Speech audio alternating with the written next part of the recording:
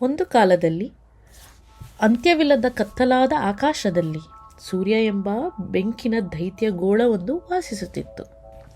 ಸೂರ್ಯನು ತುಂಬ ಶಕ್ತಿಶಾಲಿ, ಪ್ರಕಾಶಮಾನಿಯಾಗಿದ್ದ. ಆದ್ದರಿಂದ ಒಂದು ದೊಡ್ಡ ಕುಟುಂಬದ ರಾಜನಾಗಿತ್ತು.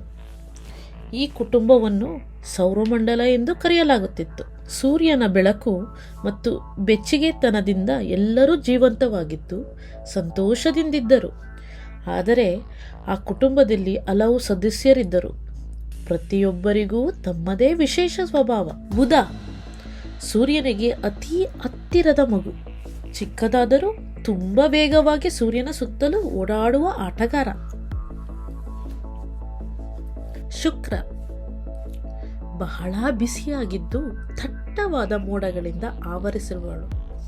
ತನ್ನ ಮುಖವನ್ನು ರಹಸ್ಯವಾಗಿ ಮರೆಮಾಚಿಕೊಂಡಿರುವ ಅಕ್ಕ. ಭೂಮಿ ನಮ್ಮ ಮನೆ.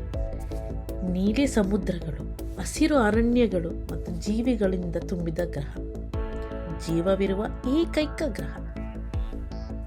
ಮಂಗಳ ಕೆಂಪು ಗ್ರಹ, ಧೂಳಿನಿಂದ ತುಂಬಿದ ಸಂಚಾರಿ, ಜೀವನದ ಕನಸು ಕಾಣುವನಾದರೂ ಸ್ವಲ್ಪ ಏಕಾಂಗಿ. ಗುರು ಅತಿ ದೊಡ್ಡ ಅಣ್ಣ, ಎಂದಿಗೂ ನಿಲ್ಲದ ಬಿರುಸಿನ ಚಂಡಮಾರುತಗಳಿಂದ ಕೂಡಿದ ದೈತ್ಯ. ತನ್ನ ಬಲವಾದ ಆಕರ್ಷಣೆಯಿಂದ ತಮ್ಮ ಚಿಕ್ಕ ತಂಗಿಗಳನ್ನು ಕಾಪಾಡುತ್ತಿದ್ದ. ಶನಿ ಆಕರ್ಷಕ ಅಣ್ಣ, ಐಸ್ ಮತ್ತು ಕಲ್ಲುಗಳಿಂದ ಮಾಡಿದ ಮಿನುಗುವ ಉಂಗುರಗಳನ್ನು ಧರಿಸಿಕೊಂಡು ಎಲ್ಲರ ಮೆಚ್ಚುಗೆ ಪಡೆಯುತ್ತಿದ್ದ. ಅರುಣ ಯುರೇನಸ್ ಬದಿಗೆ ಬಿದ್ದಂತೆ ತಿರುಗುವ ವಿಶಿಷ್ಟ ಸಹೋದರ. ವಿಭಿನ್ನವಾಗಿದ್ದರೂ ಕುಟುಂಬದ ಪ್ರೀತಿಗೆ ಭಾಗ.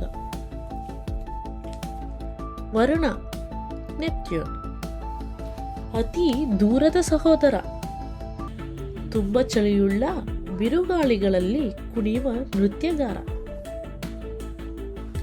ಬಹಳ ದೂರದಲ್ಲಿ ಚಿಕ್ಕ ಫ್ಲೂಟೋ, ಒಮ್ಮೆ ಗ್ರಹ ಎಂದು ಕರೆಯಲ್ಪಟ್ಟಿದ್ದರೂ ನಂತರ ಭ್ರಾಂತಿ ಗ್ರಹ, ಡ್ವಾರ್ಫ್ ಪ್ಲಾನೆಟ್ ಎಂದು ಹೆಸರು ಪಡೆದಿತ್ತು.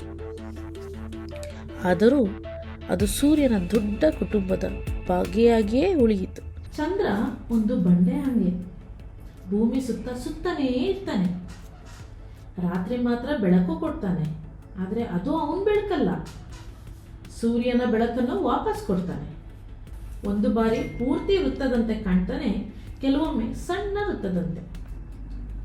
ಚಂದ್ರನ ನೋಡೋಕೆ ರಾಕೆಟ್ ಅಲ್ಲಿ ಹೋಗ್ತಾರೆ. ಚಂದ್ರ ಸಮುದ್ರದ ಅಲೆಗಳಿಗೆ ಸಹಾಯ ಮಾಡ್ತಾನೆ, ಮತ್ತೆ ಆಕಾಶದಲ್ಲಿ ತುಂಬಾ ಸುಂದರವಾಗಿ ಕಾಣಿಸ್ತಾನೆ.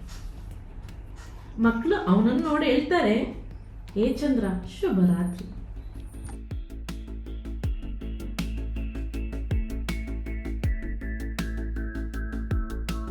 Infinite constellations we daily glean in the vibrant hues of red, yellow and green.